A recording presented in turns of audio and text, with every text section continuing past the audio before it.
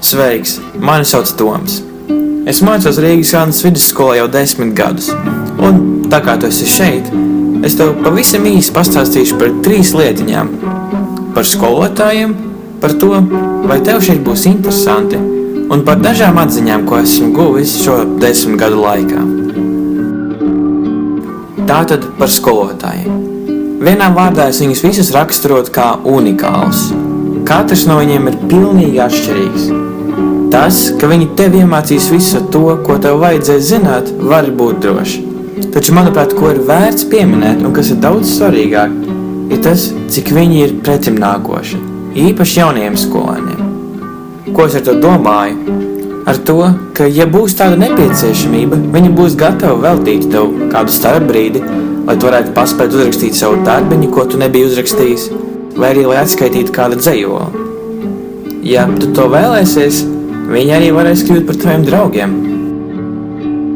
Vai tev būs interesanti? Pilnīgi noteikti. Mums ir jaunākās interaktīvās tāfeles, un tu jau zini, ka ar tām iespējas ir neierobežotas. Mums visā skolā ir jauni datori, ja tas ir mūzikas, teātra, mākslas vai sporta entuziasts, tev būs iespējas izpausties. Starp citu, vai tu zini, cik vecs ir mūsu skolas sports stadions? 10 dienas. Kā arī mums ir lieliska skolasēdnīca ar prasmīgākajiem Valmieras pavāriem. Es esmu sapratis to, ka katrs skolēns var atrast tieši savu vispiemērotāko vietu Rīgas Hanzas vidusskolā. Īpašie talanti tiek pamanīti un novērtēti. Pat, ja pagaidām tu sev tādu neesi atradis, kāds noteikti izdarīs to tavā vietā. Un tieši šī attieksme, ka katrs skolēns ir īpašs un unikāls, ir ielikusi Rīgas Hanzas vidusskolu dziļi manā sirdī.